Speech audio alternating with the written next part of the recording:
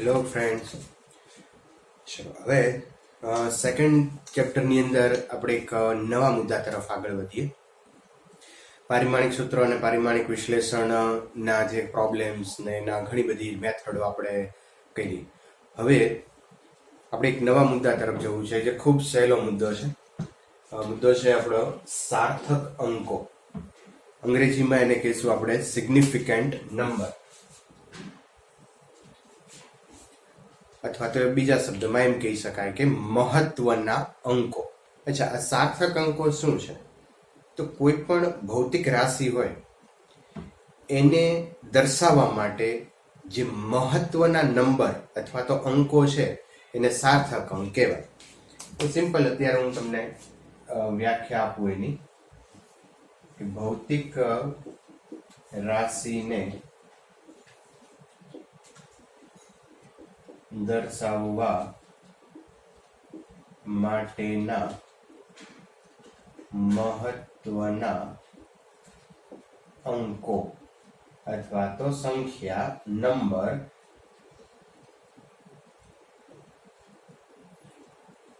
ને સાર્થક અંક કહે છે. થોડુંક વધારે આને ક્લિયર કરીએ આપણે. અચ્છા, ધારો કે આપણે ભાવનગર થી અમદાવાદ સુધીનું અંતર લઈએ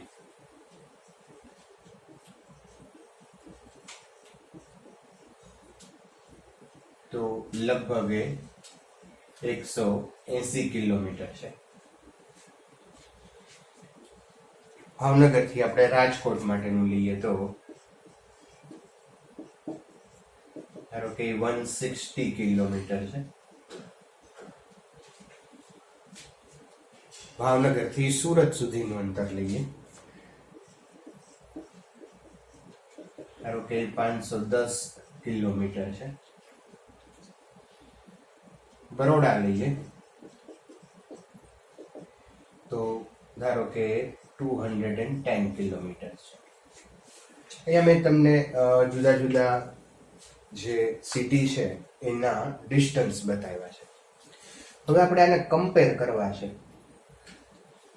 જ્યારે તમે કમ્પેર કરશો આને, એને સરખાવા છે, તો સરખાવો ત્યારે તમારી જે નજર છે અથવા તો આપણે જે સરખામણી કરશું એ આ નંબરની કરશું. અહીંયા 18, 16, 51, 21 આપણું ધ્યાન આ 0 ઉપર નહીં જાય, કારણ કે 100 180, 160, 510, 210 એટલે કે 100 બધાની અંદર છે, બરાબર?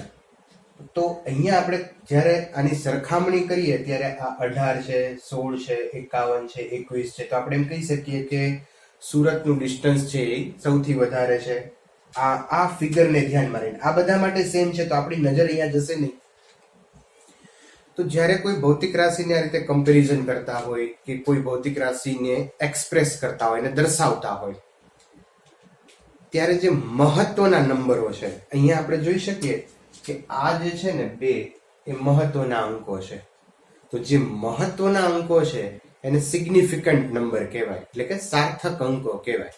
અને આનું મહત્વ નથી તો એને ઇનસિગ્નિફિકન્ટ નંબર કહીશું, એટલે આ સાર્થક અંકો નથી, બરાબર? તો અહીંયા તમે લ્યો આ જે નંબર છે 180, તો આની અંદર સાર્થક અંકની સંખ્યા તમે કહો તો એ 2 છે. અહીંયા તમે જુઓ તો સાર્થક અંકની સંખ્યા 2 છે, બરાબર? અચ્છા, અહીંયા મેં એવું લખ્યું છે કે 180 કિલોમીટર, પણ એક્ઝેક્ટલી 180 નહીં હોય. કદાચ એવું પણ બને કે આ 181 હોય, બરાબર? પણ જ્યારે આપણે કમ્પેરિઝન કરીએ છીએ ત્યારે મહત્વના આ 2 ફિગરો થઈ પડે છે. એટલા માટે આના જે મહત્વના અંકો છે, સાર્થક અંકો છે, એ 2 કહેવાય. પણ જો 181 મેં લખ્યું હોય તો સાર્થક અંકો 3 થાય, બરાબર? અચ્છા, તો પ્રશ્ન એ થાય કે આ સાર્થક અંકો નક્કી કેમ કરવા? તો એના થોડાક નિયમો છે. જે મહત્વના અંકો છે એના માટેના થોડા નિયમો છે. એ નિયમો મેં અહીંયા લખ્યા છે, પણ એ નિયમો એક પછી એક આપણે જોતા જઈએ અને એના એક્ઝામ્પલ સાથે લેતા જઈએ, એટલે તમારી ક્લિયરિટી એમાં અંદર આવતી જાય. આ નિયમો ગોખવાની કોઈ ખાસ જરૂર નથી, પણ એને એપ્લાયડ કરજો. કોઈ પણ વસ્તુ ઉપર એપ્લાયડ કરશો એટલે તમને નિયમ ઓટોમેટિક યાદ રહી જશે. તો કેવી રીતે આ નિયમો છે એને કેવી રીતે સમજી શકાય એ આપણે જોઈએ. ફ્રેન્ડ્સ, પહેલો જે નિયમ છે એ બધા જ શૂન્યેતર અંકો સાર્થક અંક છે. અચ્છા, શૂન્યેતર એટલે શૂન્ય સિવાયના બધા જ અંકો સાર્થક અંક ગણાય. દાખલા તરીકે અહીંયા હું એક્ઝામ્પલ લખતો જાઉં છું દરેકના, તો એ એક્ઝામ્પલ તમે જોજો.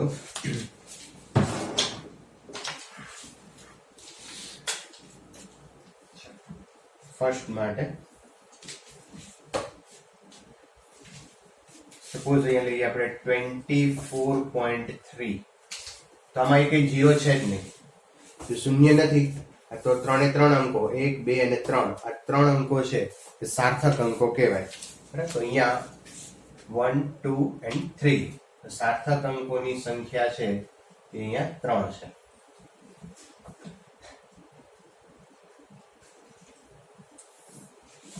ઓકે, બીજું એક્ઝામ્પલ આમાં લઈએ આપણે 243.5. તો અહીંયા 1, 2, 3, 4 આમાં પણ એક પણ 0 નથી, તો અહીંયા સાર્થક અંકોની સંખ્યા થશે 4. તો 4 સાર્થક અંકો છે. ઓકે, પહેલો જે નિયમ છે બહુ સિમ્પલ છે. અચ્છા, યાદ રાખ અને એક બે વખત અત્યારે વાગડતા જજો અને ખાસ આ એક્ઝામ્પલ ઉપરથી એને યાદ રાખવાનો પ્રયત્ન કરજો. બધા જ શૂન્યેતર અંકો સાર્થક અંક છે. સેકન્ડ, બે શૂન્યેતર અંકો વચ્ચેના બધા જ અંકો સાર્થક અંક ગણાય. બે શૂન્યેતર અંકોની વચ્ચેના બધા જ અંકો છે એ સાર્થક અંક ગણાય. તો અહીંયા એક એક્ઝામ્પલ લઈએ આપણે એનું 2.403. આ 0 તમે જુઓ તો એની આગળનો અંક જે છે એ શૂન્યેતર છે એટલે કે શૂન્ય નથી, અને પાછળનો અંક પણ શૂન્ય નથી, તો એ બે શૂન્યની વચ્ચે છે. તો આને સાર્થક અંક ગણવાનો એટલે 1, 2, 3 and 4. તો અહીંયા અગેન સાર્થક અંકોની સંખ્યા થશે 4. બરાબર છે. હજુ એક એક્ઝામ્પલ આમાં લઈએ આપણે તો 24.003. અથવા હજુ એક અહીંયા આપણે આમ મૂકી દઈએ 20.003. તો અહીંયા આ બે શૂન્યેતરની વચ્ચેના બધા જ શૂન્ય, એક શૂન્ય નહીં, જેટલા આવતા હોય એ બધા જ શૂન્ય છે એ સાર્થક અંક ગણાય. તો અગેન મિત્રો અહીંયા સાર્થક અંક તમે જુઓ તો 1, 2, 3, 4, 5. તો સાર્થક અંકોની સંખ્યા થશે 5. તો 5 સાર્થક અંકો છે અહીંયા. બરાબર છે. ચાલો, હવે એની પછી આપણે ત્રીજો છે એ જોઈએ.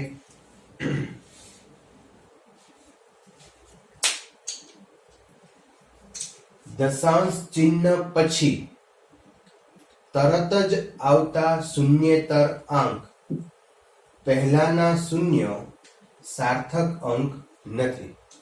દશાંશ ચિહ્નો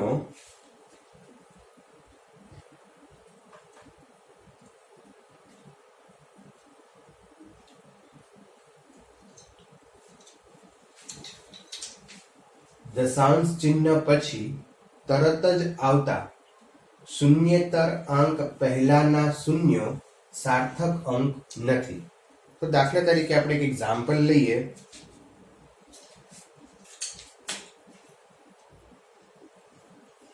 .534. તો જો દશાંશ ચિહ્ન પછી તરત જ આવતા શૂન્યેતર આંક પહેલાના, આ શૂન્યેતર આંક પહેલાના જે શૂન્ય છે એ સાર્થક અંક ગણાતો નથી. પહેલાના શૂન્ય સાર્થક અંક નથી. તો દશાંશ ચિહ્ન વાળી રકમ છે અને એની પહેલાના જે શૂન્ય છે એ સાર્થક અંક નથી. અથવા તો તમે એમ કહી શકો કે દશાંશ ચિહ્ન વાળી જ્યારે રકમ હોય ત્યારે અહીંયા તમે જુઓ તો ડાબી તરફના શૂન્ય એ સાર્થક અંક નથી. તો અહીંયા કેટલા સાર્થક અંકો થશે? 1, 2 and 3. તો અહીંયા આવશે મિત્રો 3 સાર્થક અંક. બરાબર છે. અચ્છા, એક બીજું એક્ઝામ્પલ લઈએ આપણે આમાં. 0.053. તો ફરી પાછું અહીંયા દશાંશ ચિહ્ન વાળી રકમ છે. તો જે દશાંશ ચિહ્ન પછી તરત જ આવતા શૂન્યેતર, દશાંશ ચિહ્ન પછી તરત જ આવતો શૂન્યેતર એટલે આ થાય. અને એની પહેલાના આ શૂન્ય છે એ સાર્થક અંક ગણાતા નથી. તો અગેન મિત્રો અહીંયા તમે જુઓ તો સાર્થક અંકોની સંખ્યા છે એ 2 થશે.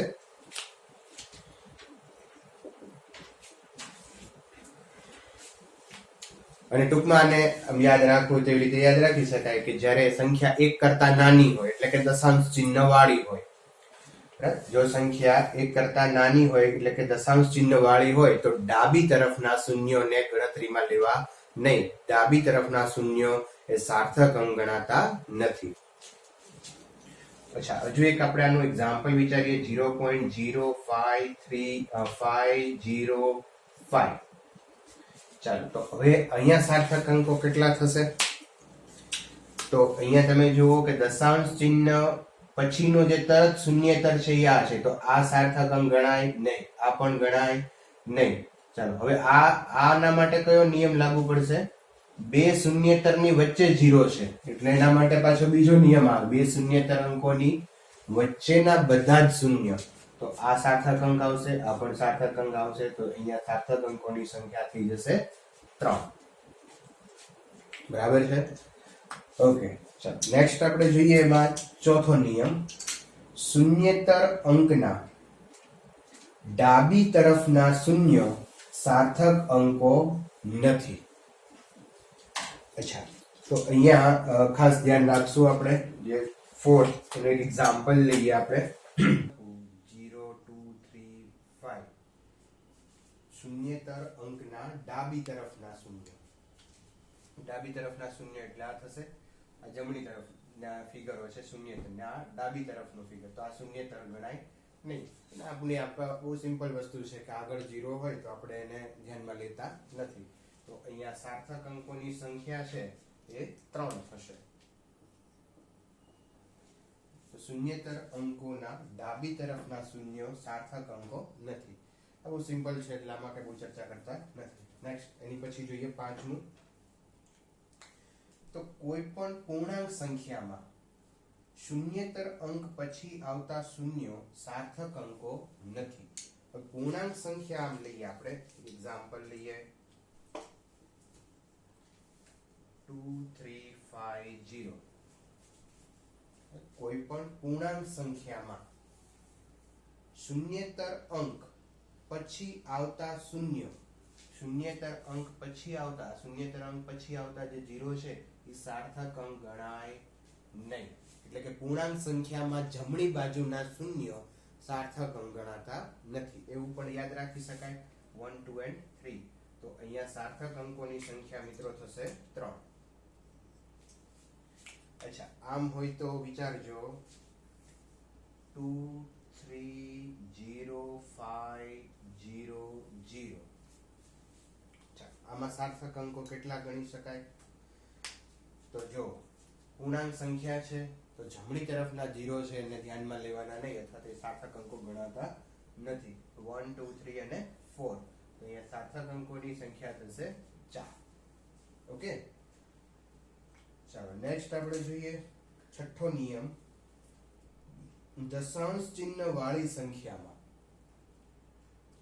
અંતિમ શૂન્યેતર અંક પછીના બધા જ શૂન્યો સાર્થક અંકો છે. તો ધ્યાન રાખજો, અહીંયા દશાંશ ચિહ્ન વાળી સંખ્યા લો, ધારો કે 53.20. તો દશાંશ ચિહ્ન વાળી સંખ્યામાં અંતિમ શૂન્યેતર પછી જેટલા 0 આવે છે બધા જ સાર્થક અંકો ગણાય, એટલે આ ગણાશે 1 2 3 and 4. તો અહીંયા સાર્થક અંકોની સંખ્યા થઈ જશે 4. હજુ એક એક્ઝામ્પલ આપણે લઈએ, અહીંયા 53.000 અહીંયા પોઈન્ટ છે 53.000. તો અહીંયા સાર્થક અંકો કેટલા થઈ જશે? 1 2 3 4 5. તો સાર્થક અંકોની સંખ્યા થશે 5. તો મિત્રો ધ્યાન રાખજો, દશાંશ ચિહ્ન વાળી સંખ્યા હોય તો અંતિમ શૂન્યેતર અંક પછીના બધા જ શૂન્યો સાર્થક અંકો ગણાય. બરાબર? અને છેલ્લો નિયમ છે કે કોઈ સંખ્યાને 10 ની ઘાત સ્વરૂપે દર્શાવવામાં આવે તો એ સાર્થક અંક બદલાતા નથી. કોઈ પણ સંખ્યાને 10 ની ઘાત સ્વરૂપે દર્શાવીએ તો એ સાર્થક અંક બદલાતા નથી. દાખલા તરીકે અહીંયા હું બતાવું, આપણો જે પાંચમો નિયમ છે એને આપણે જોઈએ તો 2350 છે. તો 2350 ને આમ લખી શકાય 235 into 10⁻⁴. 2350 તો 235 into 10⁻⁴. અચ્છા, તો અહીંયા સાર્થક અંકો કેટલા થયા? 1 2 and 3. મિત્રો યાદ રાખજો, 10 ની ઘાત ઉપર જે દર્શાવવામાં આવે છે એને સાર્થક અંકો ગણાતા નથી. બરાબર? દાખલા તરીકે એક હજી એક્ઝામ્પલ આપું અહીંયા, ધારો કે 53 into 10⁵. આ રીતે હોય તો અહીંયા સાર્થક અંકોની સંખ્યા 2 જ છે. 10 ની ઘાત ઉપર જે દર્શાવવામાં આવે એ સાર્થક અંકો ગણાતા નથી. ઓકે, તો બહુ સિમ્પલ છે. આના થોડાક એક્ઝામ્પલ લઈએ એટલે બધા જ નિયમો ફરી તમને એકદમ ક્લિયર થઈ જાય. તો ફરી એક વખત આપણે બધા નિયમો જોઈ લઈએ કે બધા જ શૂન્યેતર અંકો સાર્થક અંકો છે. કોઈ શૂન્ય નથી એટલે સાર્થક અંકો છે. બે શૂન્યેતરની વચ્ચે જો 0 હોય તો એ સાર્થક અંક ગણાય. દશાંશ ચિહ્ન વાળી સંખ્યા હોય તો ડાબી તરફના શૂન્યો છે સાર્થક અંકો ગણાતા નથી. બરાબર? એવું યાદ રાખી શકો, દશાંશ ચિહ્ન વાળી સંખ્યામાં ડાબી તરફના શૂન્ય સાર્થક અંકો ગણાતા નથી. અને સાથે સાથે આ યાદ રાખી લો કે દશાંશ ચિહ્ન વાળી સંખ્યામાં જમણી તરફના શૂન્ય સાર્થક અંક ગણાય છે. ફરીવાર, દશાંશ ચિહ્ન વાળી સંખ્યા હોય તો ડાબી તરફના શૂન્ય સાર્થક અંક ગણવાના નથી, પણ દશાંશ ચિહ્ન વાળી સંખ્યા હોય તો જમણી તરફના શૂન્ય સાર્થક અંક ગણાય. ઓકે, પૂર્ણાંક સંખ્યા હોય તો ડાબી તરફના શૂન્ય ગણાય નહીં. આ તો બહુ સિમ્પલ છે, આમાં તમારે ભૂલ થવાની શક્યતા ક્યારેય નથી. અચ્છા, જો અહીંયા સંખ્યા પૂર્ણાંક સંખ્યા હોય તો જમણી તરફના પૂર્ણાંક સંખ્યા હોય તો જમણી તરફના શૂન્ય સાર્થક અંકો ગણાતા નથી. આને 10 ની ઘાત ઉપર પણ બતાવી દો તો 235 ગુણ્યા 10 ની 1 ઘાત અથવા તો 2305 ગુણ્યા 10 ની 2 ઘાત. તો 2305 જ સાર્થક અંકો થશે, 10 ની 2 ઘાત સાર્થક અંકમાં આવશે નહીં. થોડાક આના એક્ઝામ્પલ જોઈએ તો તમને ક્લિયરિટી આવે. ચલો, અહીંયા થોડાક એક્ઝામ્પલ મેં મૂકેલા છે, એના આપણે સોલ્યુશન જોઈએ અને એની અંદર કયા રૂલ્સ લાગુ પડે છે એ પણ સાથે સાથે આપણે જોતા જઈશું. ચાલો, તો ફર્સ્ટ છે 15.3. આની અંદર સિગ્નિફિકન્ટ નંબર આવશે 1 2 and 3. તો અહીંયા પહેલો નિયમ લાગુ પડશે, બધા જ શૂન્યેતર અંકો સાર્થક અંકો છે. તો સિગ્નિફિકન્ટ નંબર આવશે 3. અચ્છા, ચલો અહીંયા તમે જુઓ તો 1 2 3 જમણી તરફના 0 છે એને સાર્થક અંકો ગણાશે નહીં, કારણ કે સંખ્યા પૂર્ણાંક છે. જમણી તરફના શૂન્યો સાર્થક અંકો ગણાય નહીં. તો નિયમ આવશે કોઈ પણ પૂર્ણાંક સંખ્યામાં શૂન્યેતર અંક પછી આવતા શૂન્યો સાર્થક અંકો નથી. અને 10 ની ઘાત ઉપર પણ તમે આ રીતે લખી શકો 153 10⁻². તો 153 આ જે છે એ સિગ્નિફિકન્ટ નંબર થશે 3. 10 ની ઘાત ઉપર આવતા પદો છે એ સિગ્નિફિકન્ટ નંબર ગણાતા નથી. નેક્સ્ટ એની પછી આપણે જોઈએ તો 1 2 3 4 તો સિગ્નિફિકન્ટ નંબર થશે 4. ઓકે, તો આ નિયમ એમાં લાગુ પડશે. ચાલો નેક્સ્ટ અહીંયા જોઈએ 1 2 3 4 અને નિયમ લાગુ પડશે સેકન્ડ. બે શૂન્યેતર અંકો વચ્ચેના બધા જ અંકો જે છે એ સાર્થક અંક ગણાય. બે શૂન્યતરની વચ્ચેનો આ પણ સાર્થક અંક ગણાય તો અહીંયા સિગ્નિફિકન્ટ નંબર થશે 4. ચલો આ બહુ સિમ્પલ છે. અહીંયા બધા જ અંકો છે એ નોન ઝીરો છે એટલે કે 1 2 3 4 that is 4 significant number. Okay, ચાલો નેક્સ્ટ આપણે આ જોઈએ. તો અહીંયા તમે જુઓ તો સંખ્યા 1 કરતા નાની છે. સંખ્યા જો 1 કરતા નાની હોય તો ડાબી તરફના શૂન્યો સાર્થક અંકો ગણાતા નથી. બરાબર. અહીંયા જુઓ તો દશાંશ ચિહ્ન પછી તરત જ આવતા શૂન્યેતર અંક પહેલાના શૂન્ય સાર્થક અંક નથી. દશાંશ ચિહ્ન પછી તરત જ આવતા શૂન્યેતર અંકની પહેલાના આ સાર્થક અંકમાં ગણાશે નહીં. આ એક જ આવશે તો અહીંયા સિગ્નિફિકન્ટ અથવા તો સાર્થક અંકો જે છે એ 1 થશે. એની પછીનો જોઈએ તો આ પણ દશાંશ ચિહ્ન વાળું છે પણ અહીંયા આ 0 સાર્થક અંકમાં આવશે નહીં. 1 2 3 અને 4. અચ્છા, પછીના 0 પાછા સાર્થક અંકોમાં ગણાય છે તો અહીંયા સિગ્નિફિકન્ટ નંબર થઈ જશે 4. ચલો અહીંયા કેટલા થશે 1 2 3 4. ઓકે, ચલો અહીંયા દશાંશ ચિહ્ન વાળી સંખ્યા છે તો આ ગણાશે નહીં. ડાબી તરફના 0 સાર્થક અંકો ગણાય નહીં, આ નહીં ગણાય. 1 2 3 and 4. અને 10મું જે છે એ જો. અચ્છા, ફરી એક વખત આ સેકન્ડ જો. આની અંદર સાર્થક અંકો છે 153 0 0 તો સાર્થક અંકોની સંખ્યા થઈ 3. પણ અહીંયા સાર્થક અંકો જોવો તો 153.00. અહીંયા પોઈન્ટ છે મિત્રો, ધ્યાન રાખજો ખાસ, પોઈન્ટ છે. તો નિયમ ફરી એકવાર વાંચો. દશાંશ ચિહ્ન વાળી સંખ્યામાં અંતિમ શૂન્યેતર અંક પછીના બધા જ શૂન્ય સાર્થક અંકો છે. દશાંશ ચિહ્ન વાળી સંખ્યામાં અંતિમ શૂન્યેતર પહેલા પછીના આ અંતિમ શૂન્યેતર પછીના આ શૂન્યો પણ સાર્થક અંકો ગણાય તો અહીંયા તમારે સાર્થક અંકો થઈ જશે 1 2 3 4 5. આ જ વસ્તુ તમારે કેમેસ્ટ્રીની અંદર પણ આવે છે. આ જે એક્ઝામ્પલ મેં ખાસ લીધું છે તમારું કેમેસ્ટ્રીને લગતું છે કે જેમાં પોઈન્ટ પછી જો પોઈન્ટ આપ્યો હોય તો પોઈન્ટ પછીના 0 ધ્યાનમાં લેવાના અને જો પોઈન્ટ ન આપ્યો હોય તો 0 ધ્યાનમાં લેવાના નથી. એટલે આ કન્ફ્યુઝન ન થાય, ખાસ ધ્યાન રાખજો. એક એક્ઝામ્પલ એમાં હું અહીંયા આપું તમને.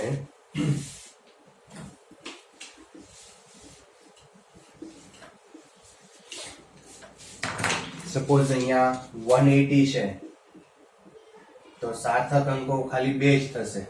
પણ 18.0 છે તો સાર્થક અંકો 3 થશે. જો પોઈન્ટ આવે, દશાંશ ચિહ્ન આવે તો એની પછીના 0 છે એ સાર્થક અંકમાં ગણાય છે. દશાંશ ચિહ્ન જો ન હોય તો આ 0 ગણાતા નથી. એટલે અહીંયા 2 તો ભૂલ ન થાય, ધ્યાન રાખજો. ઓકે, તો આટલી વસ્તુ સિમ્પલ સાર્થક અંકોમાં છે. નાનો એવો મુદ્દો લઈએ આપણે, રાઉન્ડ ઓફ કરવાના નિયમો.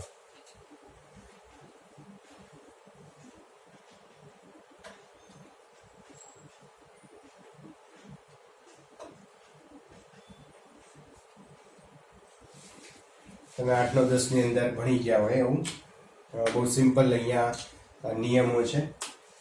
રાઉન્ડ ઓફ કરવું એટલે જે કોઈ સિગ્નિફિકન્ટ નંબર ન હોય અથવા તો તમે કોઈ સંખ્યાને જ્યારે અવગણતા હોય તો જ્યારે અવગણવા વાળી સંખ્યાની આગળનો જે નંબર છે એમાં શું ચેન્જ કરવો પડે એને રાઉન્ડ ઓફ કર્યું કહેવાય. તો કેવી રીતે થાય?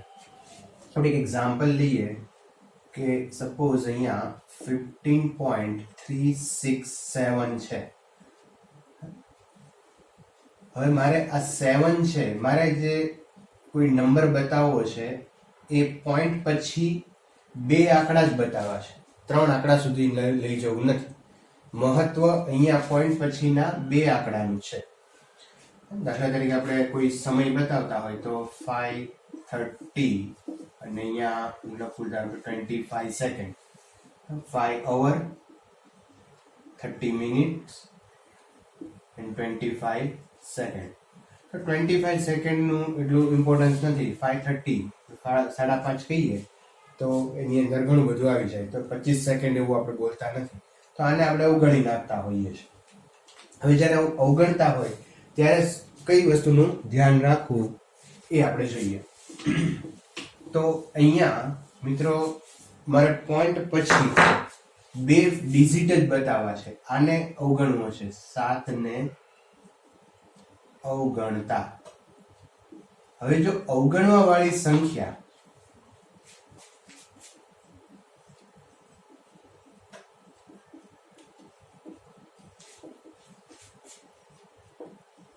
પાંચ કરતા મોટી હોય તો આગળના અંકમાં એક ઉમેરવો. સિમ્પલ. ઓકે, તો અહીંયા થઈ જશે 15.37. આ 7 તમે નેગ્લેક્ટ કરો તો એની આગળનો જે અંક છે એમાં એક એડ કરી દેવાનો, 6 છે તો 7 થઈ જશે. 5 કરતા મોટી હોય તો એક ઉમેરવાનો. આવો નિયમ ભણી ગયેલા હશો તમે, બરાબર. બીજો નિયમ શું કહે છે કે જો સંખ્યા 5 કરતા નાની હોય તો આગળના અંકમાં કોઈ જ ફેરફાર ન કરવો. બરાબર. દાખલા તરીકે અહીંયા લઈએ બીજું એક્ઝામ્પલ 15.364. તો 4 જે છે એ 5 કરતા નાનું છે તો 5.36. આને એઝ ઇટ ઇઝ આમ નામ રાખો. અચ્છા, હવે સપોઝ આ રીતે હોય તો શું કરો? 15.365 or 15.375. ચલો, તો આનો આન્સર શું કરો? 5 કરતા મોટી હોય તો એક વધારી દેશું, 5 કરતા નાની હોય તો એમને એમ રાખશું, પણ 5 હોય તો 5 હોય તો તમારે આગળનો ફિગર જોવાનો. જો એ બેકી હોય તો કોઈ ચેન્જ કરવાનો નહીં, 15.36 એઝ ઇટ ઇઝ રહેશે. અને 5 અવગણવા વાળા હોય સંખ્યા અને આગળની સંખ્યા જુઓ અને જો એ એકી હોય તો એમાં એક એડ કરી દેવાનો, 15.38 થશે. બેકી હોય તો એમને રાખવાનું અને એકી હોય તો એક એડ કરવાનો. એટલે 5 હોય ત્યારે આ નિયમ લાગુ પડશે, 5 કરતા મોટી હોય તો આ નિયમ લાગુ પડશે, નાની હોય તો કઈ ચેન્જ નહીં કરવાનો, મોટી હોય તો એક એડ કરવાનો. અને જો 5 હોય તો આગળની સંખ્યા જોવાની, બેકી હોય તો એક એમને રાખો, એકી હોય તો એક એડ કરો. તો આ સિમ્પલ રાઉન્ડ ઓફ કરવાના નિયમો છે. આનો ઉપયોગ આ સીધ કોઈ એક્ઝામમાં પૂછાય નહીં, પણ જ્યારે કોઈ સાર્થક અંકોને લઈને સરવાળા બાદબાકી જ્યારે આપણે કરશું ત્યારે છેલ્લે અંતમાં એને રાઉન્ડ ઓફ કરવાના આવશે. તો રાઉન્ડ ઓફ કરવા માટે આવા નિયમો છે એ ધ્યાનમાં રાખજો. Thank you.